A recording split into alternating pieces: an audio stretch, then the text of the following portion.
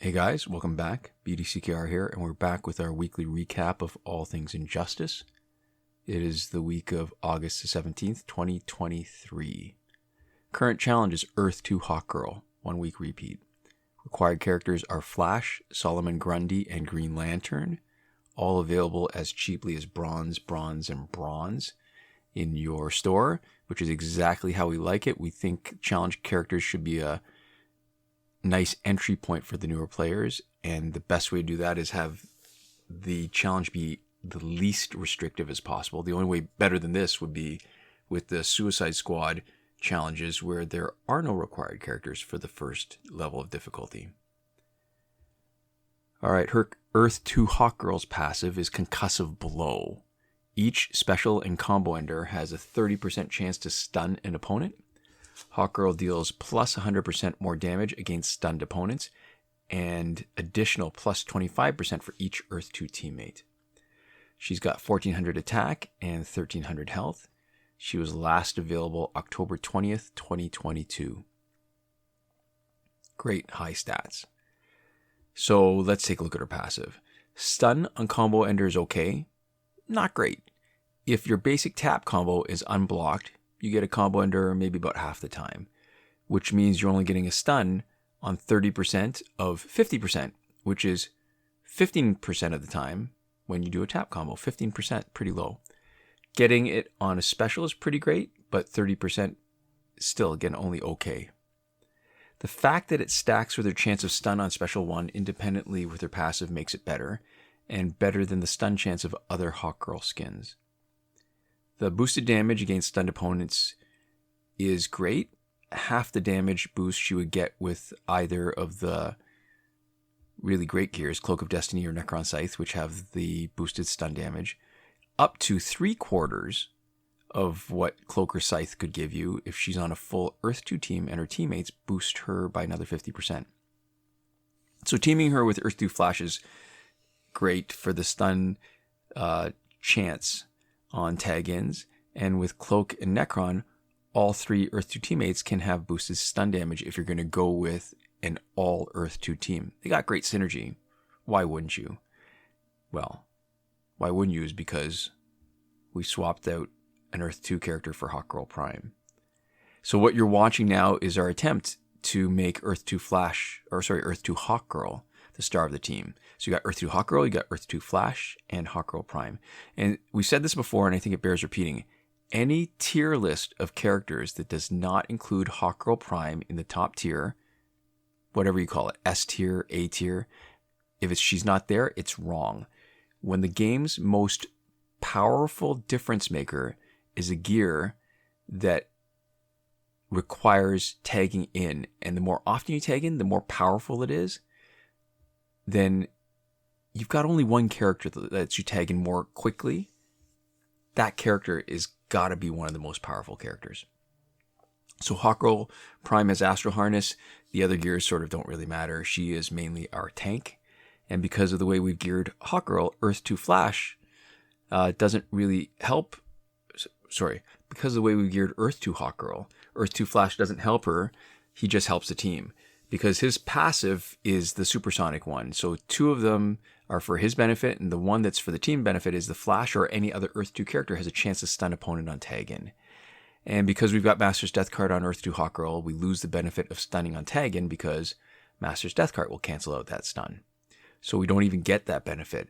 So aside from being in the same universe, there's really no benefit to our star for having Earth 2 Flash here, even though he's of benefit to our team.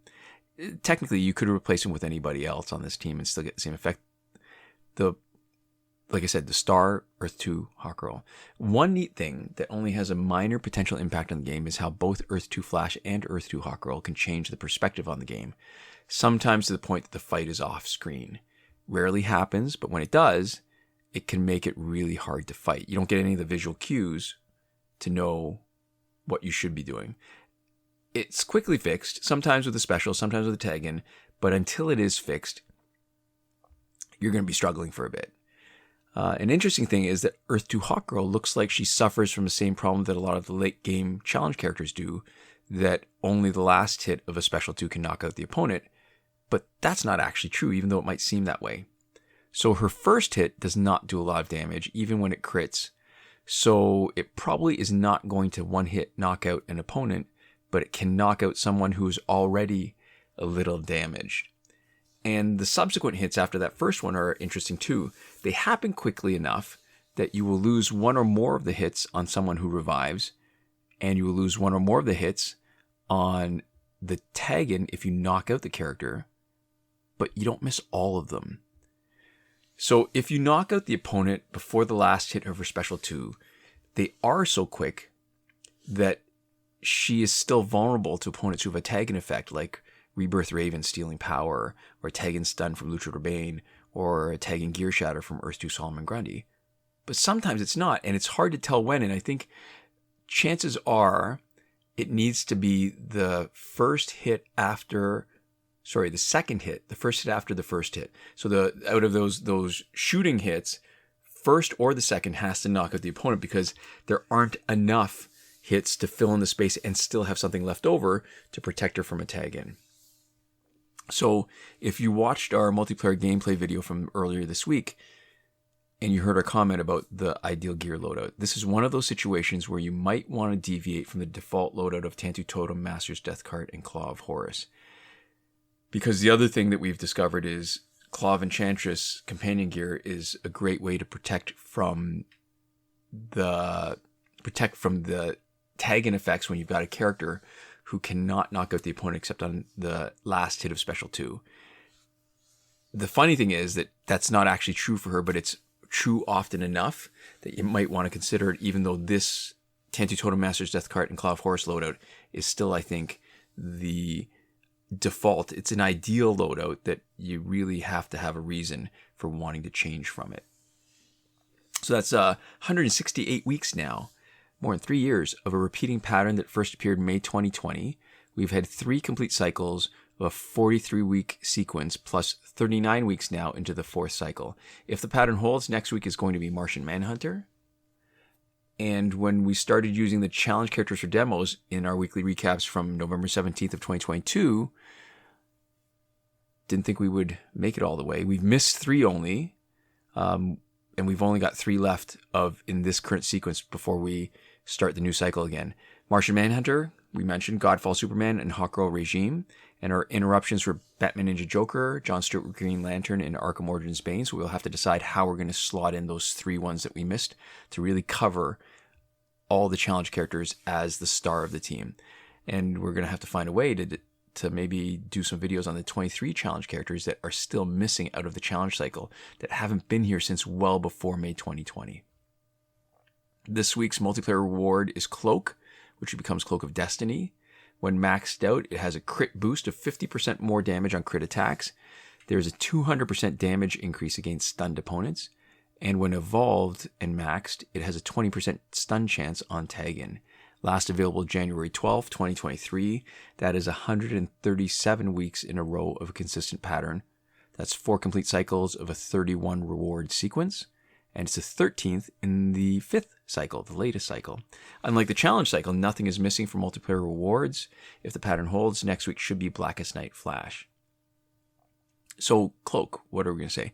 Longest time, it was the only gear that offered boosted damage against stunned opponents.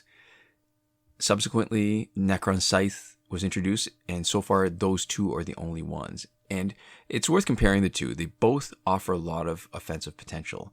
Scythe has a 200% increased damage against frozen or stunned opponents, and you think that would be a lot, but there's not a lot of freezing opponents that freeze in the middle of a special that actually counts as a freeze. And the 2 other offensive abilities are doing Power Steal and Life Drain when your health is less than 15%, which can be good depending on the character. And the last evolved ability is Resurrecting with 65% of your health once per match after you knock out an enemy to get that ability. And if we only look at damage output, Cloak is a slight edge because it's got the 200% increased damage plus boosted crit damage. And if you're not planning on spending much of the fight with low health, 2 of Necron's abilities, Necron Scythe's abilities, don't come into play. The Cloak's chance to stun a tag-in is pretty low, so for a character that doesn't have built-in stun, as opposed to characters that do have a built-in stun, like Luchador Bane, Earth 2 Flash, and there's teammates, Batman, and Static Stun at the end of Special 1, then you don't get nearly as much benefit from the cloak. But the absolute best is using it on characters that have a built-in stun at the beginning or in the middle of a special. So that's all the Batgirls. They have a stun at the beginning of Special 1. Most of the damage is after that. That is a real nuke. Batman Ninja Batman has a stun at the beginning or very near the beginning of Special 2 so that he can do a huge amount of Special 2 damage. And it was a bit of a revelation on Arkham Knight Batgirl to stack both Cloak and Necron Scythe because they do stack, and then not to worry about her having a power bar to do a special when she's tagging in to save her Arkham teammates. So if you Arkham Knight Batgirl, if you put her third gear slot to work as something to boost basic damage and boosting crit chance on basic damage, she can often knock out the opponent when she comes in to save her teammate with just one heavy combo. And we've talked about this a lot. I can't say enough about it, but it really solves a problem for when she whiffs on the damage part of her Special 1 that she stuns and then she jumps away and then she does nothing. Well, basic heavy combo. This gear loadout solves that. So what else? Cloak can be great with League of Assassins Knives to do splash on Special 1 for the Batgirls, and it can also be great on Fourth World Godly Mace to do splash on Special 2 for Batman Ninja Batman.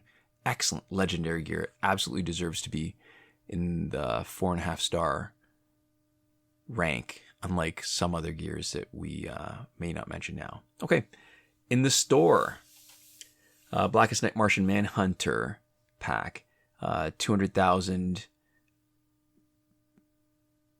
credits, which is kind of great to have a credit pack, but it's not that great a pack. So it's 6.16% chance of getting Blackest Night Martian Manhunter instead of the 2.86% chance in the regular challenge pack. It's not worth it unless you sell back every character. If you're needing more than just one character, you just don't sell them, then you're better off just buying the regular challenge pack. And funnily enough, this is not a corroborating clue to next week's challenge unless you know. It's indirectly a clue. There is no Martian Manhunter Prime pack, so this has been the previous stand-in as a pack the week before Martian Manhunter's challenge, October 2022 and December 2021. The other pack that's going to be really interesting for a lot of people is Character Bundle Batman vs. Superman. That's Dawn of Justice Batman, Dawn of Justice Superman. Comes with 2 gears, the special Dawn of Justice ones, not the regular ones you get in the gear locker, which is Batman's hooded cloak, which becomes Batman's cowl, and glasses, which becomes Clark Kent's glasses. And why this matters is Dawn of Justice Batman, there's really no other way to get him now except in a paid pack. And even when he was available in a not paid pack, it was for a very short period of time in his special gold pack. And we've got the Femme Fatale pack for second week, which we talked about last week. Oh, I should point out about the Batman vs. Superman pack. So $24.99 Canadian. For a character that is otherwise really hard to get and plays really well, that's a lot of fun to play Dawn of Justice Batman, I'd almost make the argument that this is the kind of thing that you would want to spend it on, just in case it unlocks your ability to get Dawn of Justice Batman, to get extra copies in the Phantom Zone rewards. Okay. A bunch of other packs that have been around for more than a year, almost 2 years, so we won't go into too much detail with those. What else? Phantom Zone is finished. Fight 62 is still broken. And last weekend's breakthrough for golds was, as expected, Catwoman, Deathstroke, and Raven. This coming weekend is probably Cyborg, Batgirl, and Black Adam. Link in the description to a thread in the Injustice Mobile subreddit from Devlin16, one of the mods, that goes over the complete breakthrough cycle. As far as the current glitches go, we will go into more detail every time something significant, long night, anything significant changes, which did not happen this week. However, even if nothing changes, we still do a more detailed review once a month. The first week of every month. Most recently, that was our recap from August 3rd, 2023. You can also see a video tutorial for every working glitch in our playlist, Current Glitches, or Current Working Glitches, linked in the description of this video. The one thing worth mentioning each time is that the challenge reset glitch has been confirmed to be working on this week's Earth 2 Hawkgirl challenge.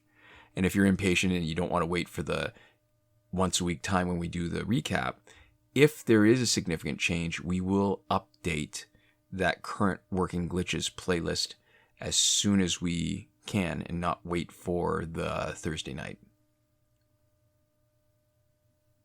And that's it.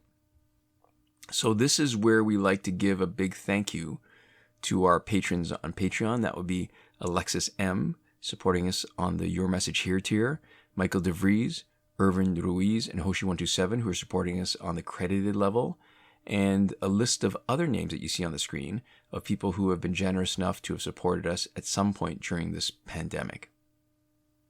And thank you for watching. We'll see you next time. Komoda.